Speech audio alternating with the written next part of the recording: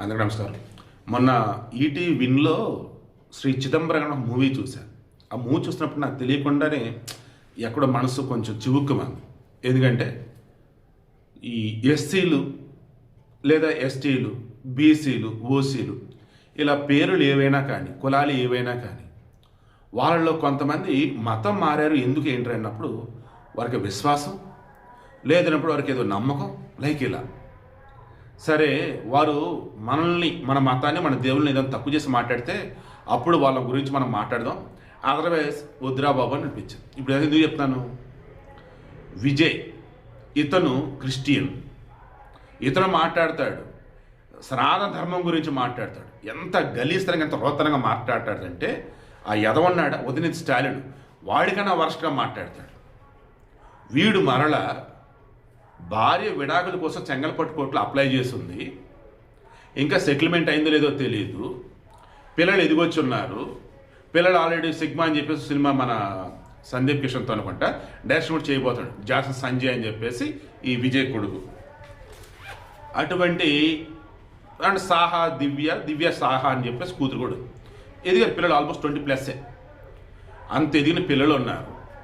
భార్య ఏమో కోర్టులో వేసింది ఏమని, అరే నేను భార్యని, బయటకు వెళ్తే నా పరువు పోతుంది, అదేంటి మొగుడు పక్కన నువ్వు ఉండాలి తప్ప ఆ హీరోయిన్ ఉంటుంది ఏందన్నారు. ఎవరు ఆ హీరోయిన్ అంటే త్రిష. ఈరోజు అర్థమైపోయింది.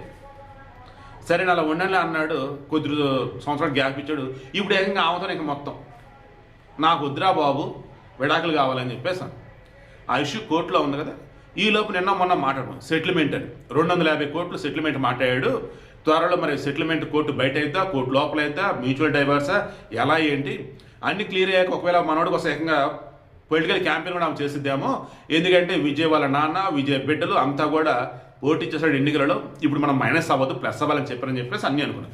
అది ఎంత దారుణంగా ఫ్యామిలీ మొత్తం కూడా ఇతనికి సపోర్ట్ ఉంటే, యాక్చువల్గా ఎంత పాజిటివ్గా అనాలి, ఎంత దారుణంగా వాడు ఎందుకు యూజ్ చేశారంటే అతను అనుకున్న వేళ ఏది చేయట్లా, అయినా సరే సపోర్ట్ ఉన్నారు. ఏంటంటే రాజకీయంగా అతను లబ్ధి జరగాలని ఆ రకంగా సపోర్ట్ ఉన్నారే.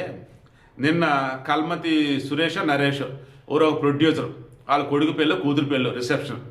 ఇక దానికి ఈ విజయ్ అతను వేసినటువంటి ఆ డ్రెస్ కలర్ ఏదైతే ఉందో, ఆమె పైన దాని జాకెట్ అంటారా, లేడీస్ టాప్ పైన వేస్తారు కదా, అది సమ్ రెడ్ కలర్ ఏదో ఉంది త్రిష. అది నేను జగన్ లాగా పచ్చర లైక్ ఇవన్నీ పిచ్చి పిచ్చి మాట్లాడను.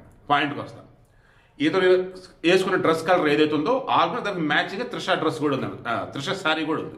నేను అసలు ఆశ్చర్యపోయినా సార్, ఇదేంట్రా ఒక పబ్లిక్ ఫంక్షన్ ఇంత ఓపెన్గా ఒకే కారులో ఒకే డ్రెస్తో అసలు భార్యాభర్తల లవర్లు అన్నట్టు ఎవరు ఊహకందని విధంగా ఆరాటం వచ్చారంటారు బాబు అనుకున్నా. వచ్చారు, దీవించారు, గుడ్ వెళ్ళిపోయారు. ఇది చూసిన ప్రతి ఒక్కరు మాట్లాడుతుంది.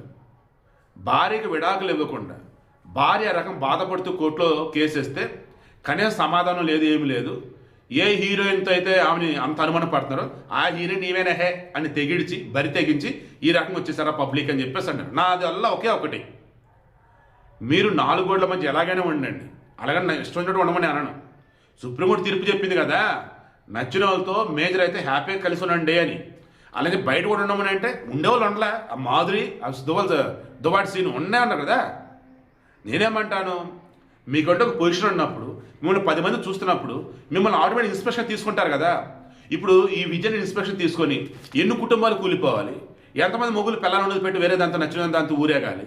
అండ్ ఆడవాళ్ళు కూడా పిల్ల ఉంటే ఏమైందో అడిగే, హే నన్ను ఉంచుకున్నాడు, లేదంటే నేను తనప్పుడు లివింగ్లో ఉన్నాను, నా గురించి వాళ్ళ భార్యకు అనుమానం ఉంది, అదే నిజం చేస్తా, నా గురించి పబ్లిక్ అయితే అనుకుంటున్నారు, అదే నిజం చేస్తా అన్నట్టుగా కాదండి ఇదంతా. ఆ సుప్రీంకోర్టు తీర్పు పుణ్యమో లేక బరితెగింపో లేక భరణ సెటిల్మెంట్ అని అయిపోయిందో ఏమో కానీ అనుకుంటున్నారా, ఇదిగోరా హీరోయిన్ నీవే ఏంటి నా గురించి మాట్లాడుకున్నారు, నేనే అన్నట్టు ఆ త్రిష విజయ్ కనిపించి అందరినీ ఎక్కడ సైలెంట్ ఎలా చేశారు. నేనైతే ఒకటే అంటున్నా, ఇటువంటి వాళ్ళు కూడా భార్య, ధర్మపత్ని, భాగస్వామి, సహధర్మచారిణి అంటూ భార్యకి ఎనలేనటువంటి అద్భుతమైన ప్లేస్ ఇచ్చినటువంటి నా సనాతన ధర్మం గురించి తప్పుగా మాట్లాడతాడు ఇతను, ఏమనాలండి? ఇక్కడ మరలా ఇతను క్రైస్తవం గురించి మాట్లాడచ్చు, నేను మాట్లాడను. ఎందుకంటే ఏ దేవుడు కూడా ఎక్కడ కూడా ఇలా చెప్పడు. కానీ ఆ బైబిల్లో నేను వింటూ ఉంటే కొన్ని సార్లు బాబు నాకు భయం వేసింది అసలు. వాయు వరుస లేకుండా ఏవో ఉంటూండి నిజమా కాదని చెప్పేసి అవతరాన్ని యాంకర్ అడుగుతాడు, ఏ అవతరాన్ని వచ్చేసి అదే నిజమని చెప్పి చెప్తా ఉంటాడు. నాకు అనిపించింది వద్దురా బాబు, మన ధర్మం మన గ్రంథాలు ఇవి చాలరా బాబు, మనకు అది వద్దురా బాబు అనిపించింది. మరి ఈ విడలో నేను చెప్తున్నానంటే, నువ్వు మా ధర్మం గురించి ఏంటో తెలియకుండా, నీ ధర్మం గురించి నీకు పూర్తి అవగాహన లేకుండా అడ్డదిడ్డగా నోరేసుకొని పడిపోతావు అంటే చూస్తూ ఊరుకోరు విజయ్. నీకు తగిన గుణపాఠం తమిళ ప్రజలు చెప్తారు. ఇక వాళ్ళ బతుకులు అంతేలే, ఎవరు ఎలా ఉన్నా సరే ఓట్లు వేస్తారు అనుకుంటే చూద్దాం వచ్చే ఎన్నికలలో ధర్మం గెలిచిద్దా, లేకపోతే ఎప్పట్లాగే డబ్బు గెలిచిద్దా, లేదన్నప్పుడు పిచ్చి జనాలే సెలబ్రిటీలు ఓట్లు వేస్తారా. Let's wait and see.